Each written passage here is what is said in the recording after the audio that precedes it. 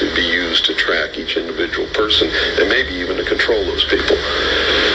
And that's what the pet implant program is all about. It's not about finding lost pets. They don't give a damn about pets, and they would never put a satellite in orbit to find a lost pet. But yet there's a satellite up there that they're using to find pets that have been implanted with these devices.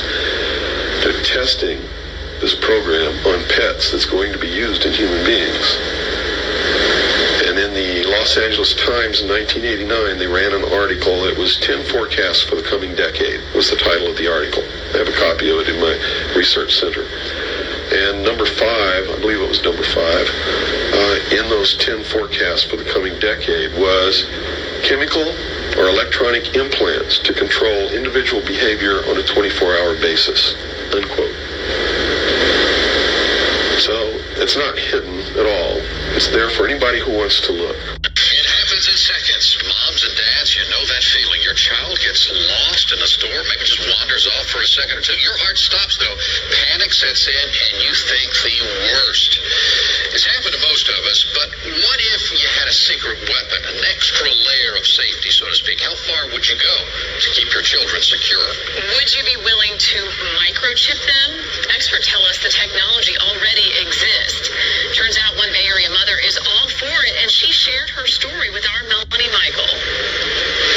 Hey guys, good evening to you both. You know, chances are if you have a 4-legged family member at home, it's already microchipped.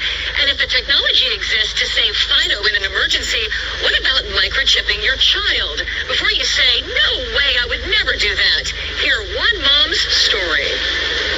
It's the longest 2 seconds of your life, and it's absolute panic. Oh, my son back! We've seen it in movies. My son! Over and over again. Children gone missing. It's terrifying. For Stephanie Rodriguez-Neely, life is busier than ever, with 4 children, including a newborn. She knows scary situations can happen in an instant, and for her, it has. If it'll save my kid, there's no step that's too extreme. Stephanie's teenage daughter is a special needs child, prone to wander off and trust strangers. For that very reason, Stephanie wholeheartedly welcomes microchipping a child. If a small chip the size of a grain of rice could have prevented a tragedy, I think most parents, hindsight would have said, I wish I would have done it.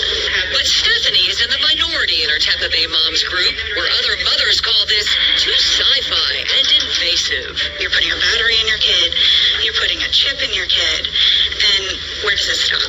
Turns out the technology to microchip your kids has existed since the early 90s, but hasn't really caught on. Is it a little too science fiction for you?